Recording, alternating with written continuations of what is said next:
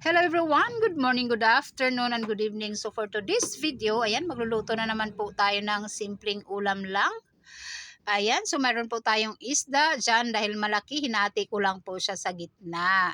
Ayan siya. So ang tawag ng isda na yan ay kabanlos daw, sabi nung naglalako ng isda.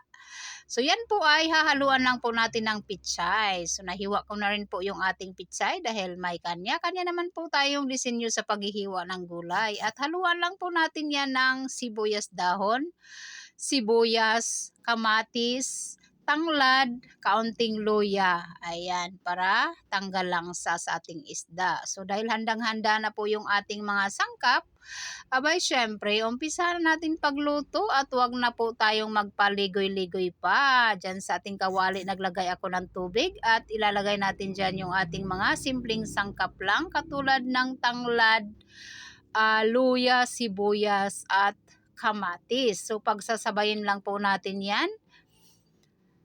At yan po ay ating pakukuluan.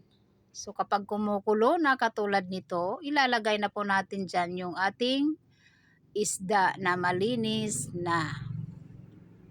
So kayo na po ang bahala kung ano ang anong Tagalog sa isda na yan o anong English sa isda na kabanlos. Kasi yung tawag na kabanlos is Bisaya po yan. Yun yung sinabi nung naglalako dito sa amin. So fresh na fresh yung isda niyang dala kaya ayan bumili tayo. At syempre para malasa lagyan din po natin ng asin. So kaunting asin lang po kasi baka naman magiging dagat yung ating sabaw. Ayan, so pakukuluan lang po natin yan, lulutuin lang po natin yung ating isda. Ayan, masarap pagka fresh yung isda, manamis-tamis ang sabaw, kaya ayan, tinola na agad natin. Para makahigo po tayo ng mainit na sabaw.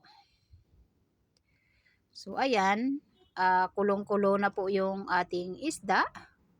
So sa pagluluto naman po ng tinola, ay may kanya-kanya po tayo ng diskarte. Ako, hindi ko na po siya ginigisa o diniretso ko na sa ating kumukulong tubig para masarap.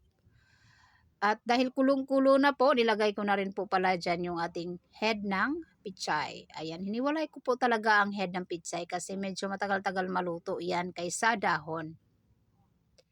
At syempre, hindi po natin yan i-overcook para pagkain natin, medyo crispy at malinamnam pa yung lasa ng pichay. Diba? Para hindi ma-overcook. Ayan. So, masarap sa isang tinola pagka half cook lang po yung ating gulay. Ayan. So, syempre para dagdag lasa, maglagay lang po tayo dyan ng isang sachet na Magic Sarap. Inubos ko na po dahil kakaunti lang naman po laman ng isang sachet na Magic Sarap. So, pandagdag lasa lang po yan. At ilalagay na rin po natin dyan yung ating hiniwa na sibuyas dahon. Ayan. At pakukuluan natin muli bago po natin ilalagay yung mga dahon ng pichay. So, diba? Napakasimpleng pagluluto lang ng tinola yung aking ginagawa. So, kung mahilig din po kayo sa tinolang isda, pwede niyo rin po itong panoorin at pwede ninyong gayahin. Ayan. Pero ito naman po ay alam kong ginagawa na natin lahat dahil ito ang pinakasimpleng pagluluto ng tinolang isda. Naluan lang po natin ng bonggang pichay. Ayan. So marami tignan yan guys, pero kapag naluto na yan ay kakaunti na lang po yan. Ayan. So wag din po nating i-overcook yung ating pichay para masarap. At wag lang po nating haluin ng maigi para hindi po madurog yung ating isda. Ayan. So ganyan lang po yung aking ginagawa. So kayo po ba pagka nagtinola kayo ng isda, anong version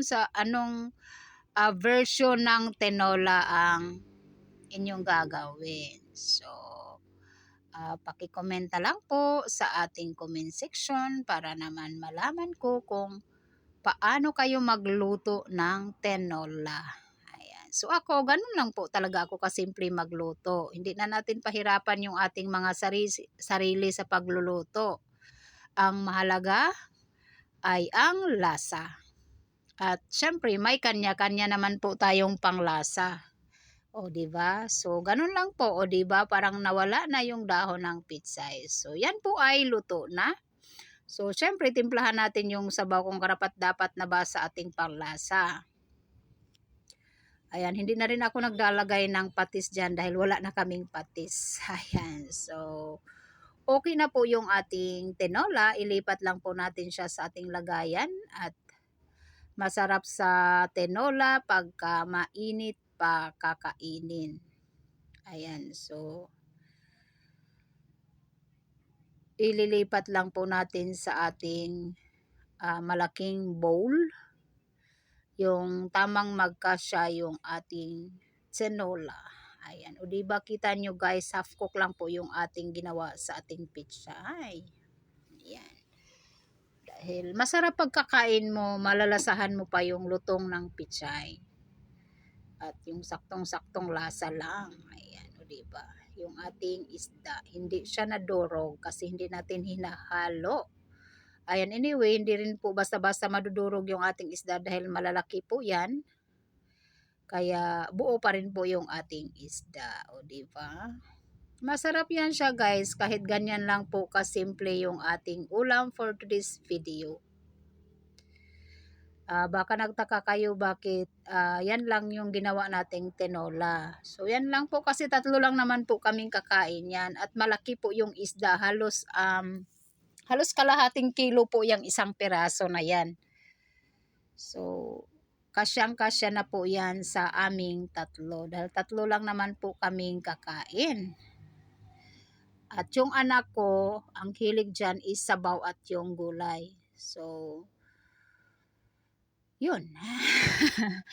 So, maraming salamat guys sa walang sawang suporta at pagmamahal. At pagpasensyahan nyo na po yung ating mga upload dahil napakasimple lang po talaga yung aming ulam. Hindi kami maarte, hindi kami sosyal, kaya lutong bahay lang po talaga yung aking alam. Ayan. So, di ba kita nyo, sarap ng tinola. Ayan. So, maraming salamat sa walang sawang suporta at pagmamahal. So, kami po ay kakain na. Hindi na po kami magpapakita dahil mas masarap kumain sa pagkainan, pagsabay-sabay at walang cellphone. Ayan. So, maraming salamat guys. Bye-bye everyone. Mag-ingat po tayong lahat. Bye-bye.